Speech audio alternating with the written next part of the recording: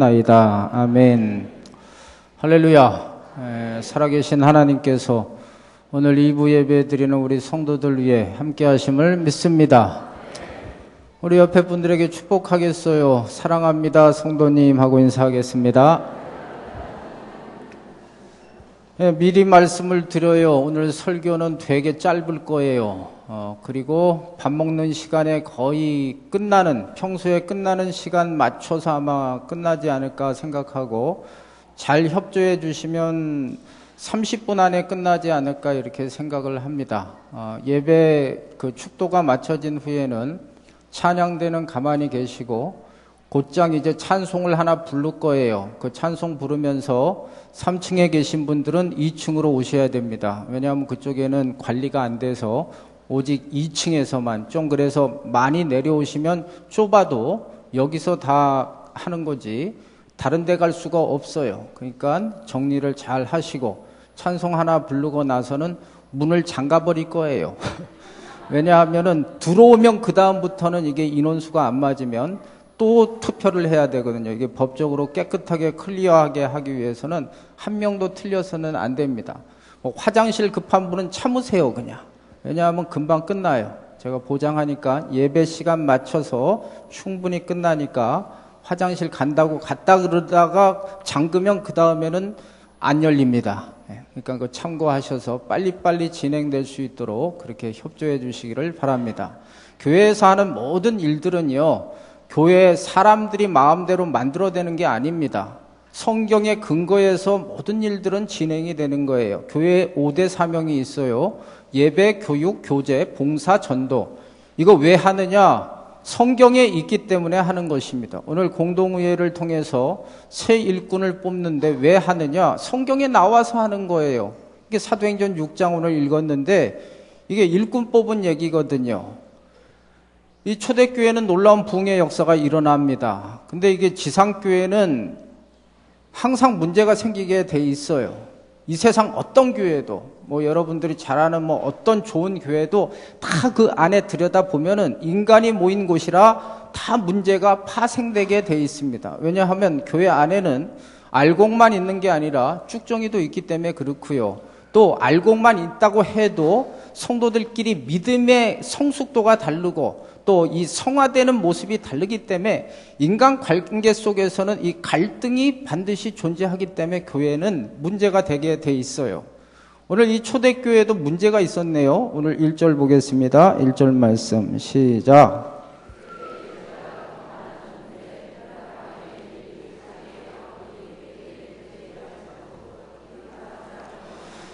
이게 뭔 얘기냐 하면요, 이 예루살렘 교회는 두 부류로 나누어졌어요. 헬라파 유대인이 있고 히브리파 유대인입니다. 히브리파 유대인이라는 것은 한 번도 외국 안 나가고 본토, 그 유대 땅에서 살던 사람이 본토 유대인들을 히브리파 유대인들이라고 하고, 헬라파 유대인들은 디아스포라, 그러니까 예루살렘을 벗어나서 막 돌아다니다가 다시 본국에, 고국에 귀국한 사람들을 의미합니다. 근데 이 과부들이 있었는데 이 히브리파 과부 쪽에는 배식이 잘 되고 잘 이게 쉐어가 됐는데 헬라파 유대인들 과부 쪽에는 이게 잘 공급이 안 된 거예요.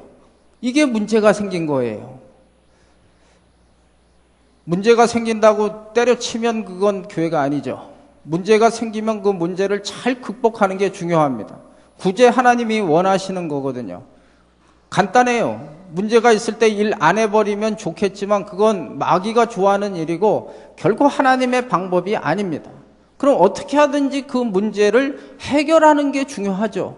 그럼 어떻게 해결을 했느냐? 이 초대교회 사람들은 여기 2절 보겠습니다. 2절 말씀 시작.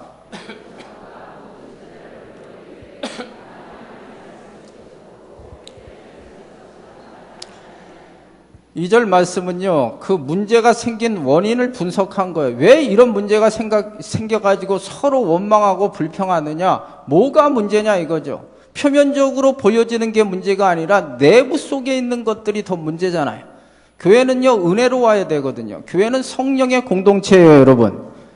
은혜롭지 못하면 시끄럽게 되어 있어요. 환경이 문제가 아니에요. 은혜롭지 못하면 교회는 시끄러워요. 성령이 역사하지 못하면 시끄러운 거예요. 그럼 교회가 은혜롭기 위해서는 어떻게 해야 되느냐? 하나님 말씀과 기도가 있어야 되거든요. 기독교는 말씀의 종교고 기독교는 기도의 종교예요, 여러분. 우리 주님께서 이 집은 기도하는 집이다 그랬잖아요. 말씀은 기초 아닙니까? 신앙에 말씀이 없이 신앙생활 할 수가 있어요? 말씀과 기도가 온전히 서플라이, 공급이 될 때 성령이 충만하고 은혜가 있어가지고 그 교회는 문제가 없어지잖아요. 그러니까 문제를 안 거예요. 아, 은혜가 떨어졌다. 그럼 어떻게 하면 이 초대교회에 떨어진 은혜를 다시 회복할 수 있는가? 그러다가 해결책을 제시합니다. 여기 4절 보겠어요. 4절 시작.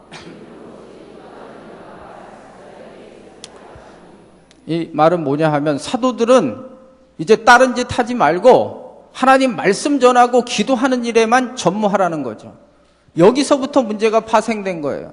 일이 교회가 왕창 커지니까 이 다른 사도들이 이 본질적인 이 사역, 말씀과 기도하는 사역을 제쳐놓고 다른 것을 막 하다 보니까 은혜가 떨어지는 거죠. 여러분들은 그래서 이 강대가 여러분들에게 충만해지고 여러분들이 양떼로서 좋은 꼴을 먹기를 원하면 목사를 편안하게 해주셔야 돼요. 목사가 말씀과 기도하는 일에 전무할 수 있도록 도와주는 것이 우리 성도들이 할 일인 줄로 믿어요, 여러분. 이게 성경적이잖아요. 내가 원하는 게 아니라 그래야 여러분도 살고 나도 사는 거예요. 제가 성령 충만하지 못하고 내가 매일 근심하고 걱정하고 염려하고 그러면 여러분들에게도 그게 다 가가지고 결국 다 같이 죽는 거가 되는 거예요.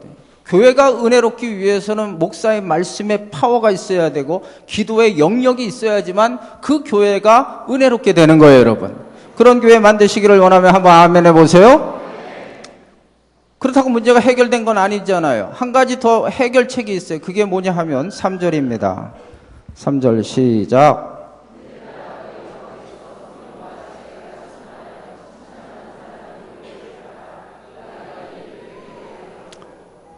사도들은 말씀과 기도에 전무하고요. 그러면 그 일을 누군가 해야 되잖아요. 그래서 일꾼을 뽑은 거예요.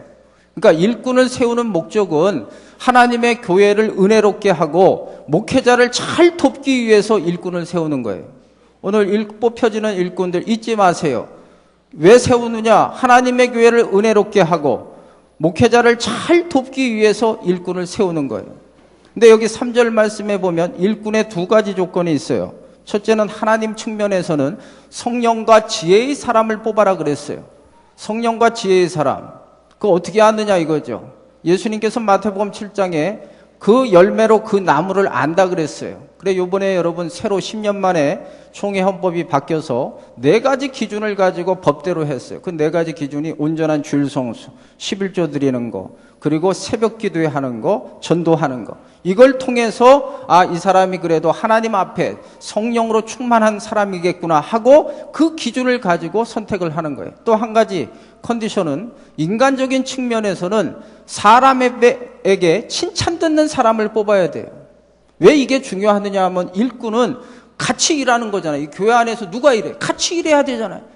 근데 일꾼으로 뽑아놨는데 사람들한테 지탄을 받는다. 어떻게 일을 하겠습니까? 그래서 반드시 일꾼은 하나님 측면에서는 성령 충만한 사람이 돼야 되고 사람 측면에서는 사람에게 칭찬 듣는 사람이 뽑혀져야 되는 거예요. 이렇게 하나님의 교회에 잘 일꾼을 세웠더니 오늘 본문에 이 초대교회는 어떤 역사가 일어납니까? 여기 7절 말씀을 보겠습니다. 7절 말씀 시작.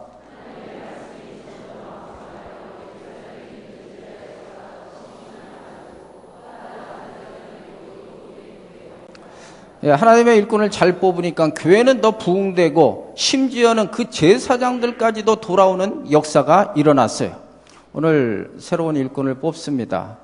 오늘 이 말씀 근거해서 여러분들이 지혜로운 선택을 하시기를 바라고 이 일꾼 뽑는 것을 통해서 우리 하나님께 영광이 되고 우리 교회는 부흥될 것이며 또 뽑힌 일꾼들은 하나님의 놀라운 축복의 역사가 나타나게 될 줄로 믿습니다. 우리 이 시간에 통성으로 한번 기도하겠어요. 제가 그동안 이 공동회의